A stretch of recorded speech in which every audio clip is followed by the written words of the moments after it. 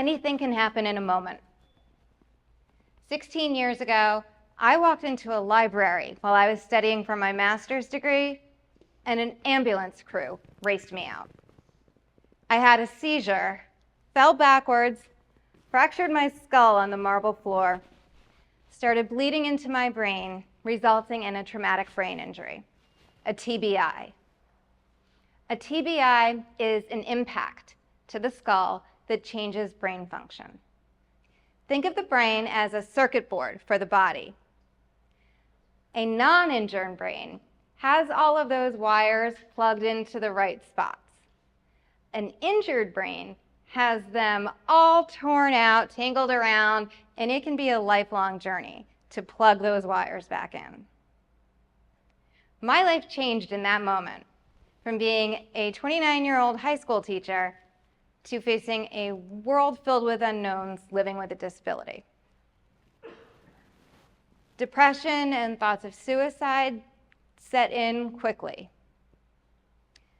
Suddenly, I can't work, I can't drive, I can't walk down the hall by myself. I was starting over. Brain injury survivors often struggle with finding our purpose again.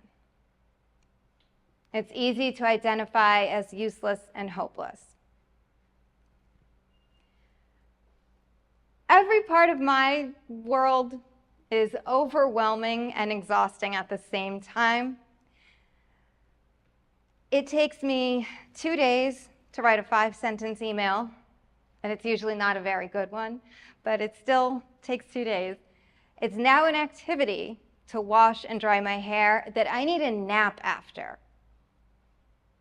Sensory overload from bright flashing strobe lights, loud music, even from motorcycle engines can be debilitating. It's a lot of changes to navigate. My mental deficits include cognition, concentration, communication, focus, depression, and there's one more. Memory. That one I forget. Memory. And that all can be really overwhelming. I found resources to move forward from the San Diego Brain Injury Foundation and their support. I joined Toastmasters to relearn putting thoughts into words, into sentences. Some of those wires still aren't plugged in. There are times that I forget my stamina is different. My brain gets about 3 hours of energy a day from my body before it's like a battery that's just drained. And at first that made me feel defeated. Then I realized I'm resilient. Brain injury survivors, we are resilient. My body fought to stay alive, and it still does. Just because I can't do things the way that I used to does not take away from what I can do now. I have gratitude because I know I am not weak because I have a brain injury. I am strong because I am living with a brain injury. That transformation did not come easily. The most hopeless feeling was being wheeled out of that hospital in 2008, put in the car and said, "You have a TBI, find a neurologist." My husband and I got no information about what this was, what the future would hold, what setbacks to expect, and I didn't get any physical therapy. After 6 weeks of being bedridden, I had to start strengthening my body again on my own. I joined the YMCA and took a bunch of group exercise classes. I hated every single one of them. My body was not up to the stamina that everybody else could do. I'd just been in bed for 6 weeks. I finally found a Zumba class and it was magic.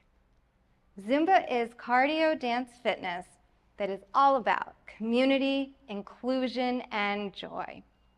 I could only step side to side, but I got hugs and high fives and smiles throughout that entire class.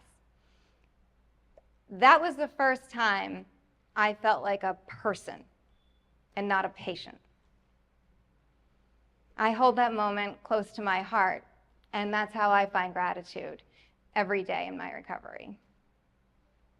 Brain injury survivors are tough. We don't make it this far just to give up. My first neurologist treated me for 2 years with no progress being made. He claimed that I was faking my seizures to get my husband's attention. Ladies, we may fake things for our husbands, but seizures are not on that list. I had went to 4 more doctors, 4 more neurologists I had the same experience with. If they didn't see a seizure in the first 5 minutes, they wrote me off. Finally, I found a TBI specialist neurologist who I've been with for 13 years. I didn't give up on my body, and I wasn't going to give up until I found a doctor who fights with me. I am grateful knowing that I am not alone in this journey.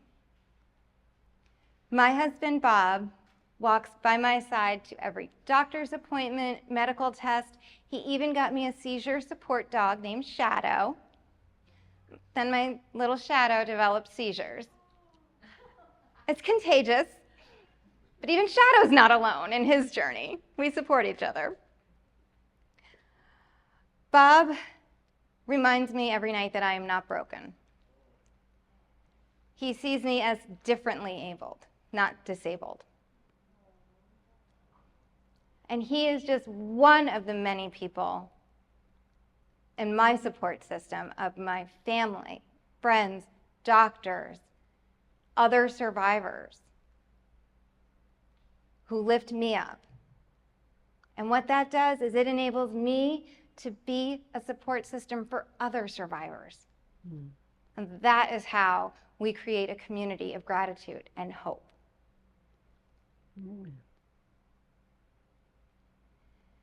My mission is to bring a voice to brain injury. There are over 5 million Americans living with brain injuries. That is 1 in 60 people. We need to talk about support together. I stand up and tell my story because I needed to hear this 16 years ago when I felt alone. And I want other survivors to know they can. I'm stronger today than I have been, and I have so much gratitude for that. Living with this disability means learning how to thrive in our new lives. Remember that battery, those 3 hours of energy a day I get? We figured it out. I can handle one thing a day. Either go to lunch or dinner, go to one meeting, not 2, go to one doctor's appointment, not 2, in one day. I am grateful for the one I get to go to on a given day. There are also days that I need to cuddle in bed with Shadow. It's a recovery day, and that's okay. That's not weak. It's still a win. For brain injury survivors, every step forward, literally, the days that I can make the steps down the hall by myself, that's a win. When I can be present with my friends for a few hours or even just 30 minutes, that's a win. The days that I have fewer suicidal thoughts, that's a win. Some wires are getting plugged back in. And I rhyme. Now, our lives are a series of moments. Some good, some bad, and some surprises that change our lives forever. That moment in the library gave me a choice to be the woman who fell or the woman who got up and grabbed that second chance with gratitude and has not looked back. What choice will you make in your moment? Thank you. Woo!